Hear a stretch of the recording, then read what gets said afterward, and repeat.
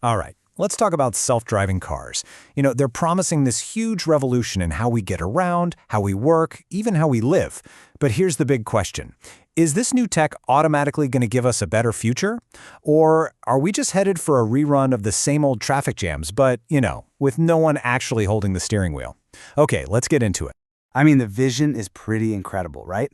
Picture this, a world with on-demand shuttles that show up when you need them, all perfectly connected with trains and bikes. It's a future where getting around is the smooth, easy public service that works for everyone, no matter where you live. Clean, efficient, and totally stress-free. Sounds amazing. But, and this is a really big but, is that incredible future a guarantee? Or is it just one possible path we could take? Because let's be real. Just inventing some cool new technology doesn't mean we're automatically going to use it in the smartest way. So to really get what's at stake here, we've got to look at the problems we're dealing with right now. See, the whole promise of self-driving isn't just about having futuristic gadgets. It's about solving some very real and pretty urgent challenges we have in our transport systems today.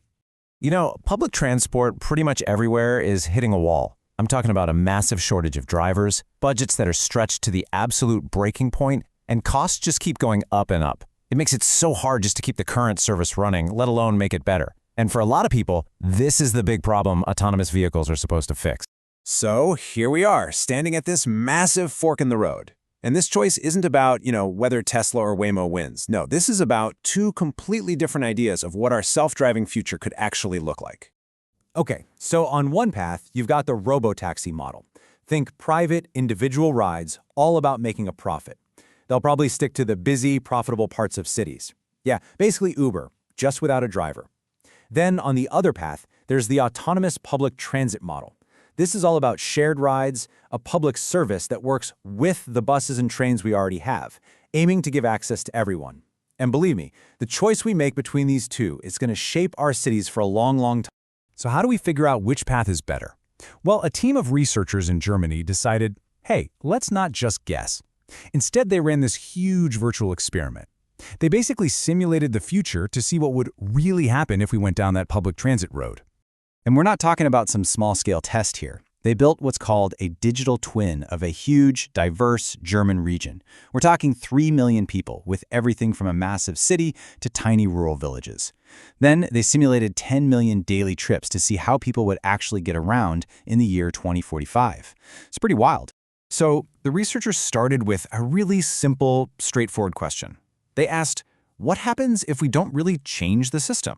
What if we just take today's bus network, the same routes, the same schedules, and just swap out every single human driver for a self-driving system? They called this the base scenario. And the results from this massive simulation? Well, let's just say they were not what anyone expected. Turns out, just automating the buses didn't exactly spark the revolution everyone was hoping for. Not even close. Yeah, the results kind of poured cold water on all the hype, right away. For example, out in the rural areas, get this, taking an autonomous bus was still a whopping 78% longer than just hopping in your own car. That convenience gap is just massive. And it wasn't a whole lot better in the cities either. Right now, a city bus trip takes about 66% longer than driving. In this new automated world, it's still 48% longer. So yeah, the tech helps a bit, but the private car is still the undisputed king of convenience. So, the big question, did people ditch their cars for these new robot buses? The answer is not really. The private car stayed on top as the main way people got around. Its share of trips only dropped a tiny bit, from 54% down to 52%. The needle barely moved. The revolution, it just didn't happen. But honestly, this is where it gets really, really interesting.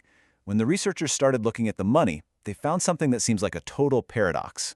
First off, the total cost of mobility for society, that's everything all of us spend on getting from A to B, it actually went up by 29 billion euros a year. So the vehicles were more efficient, but the whole system got more expensive. How is that even possible?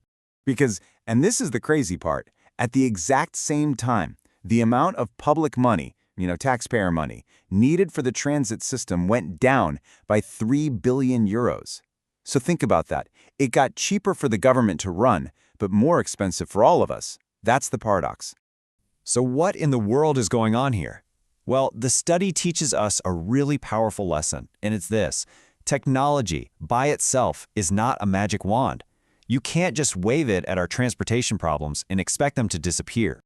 One of the study's advisors, Professor Mike Jape, really nails it. She says that how we choose to travel isn't always logical. It's emotional.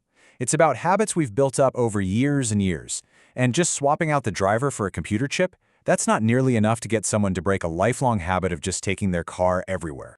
But here's where the light bulb really goes on. Another expert, Professor Knut Ringit, points to a totally different way of thinking.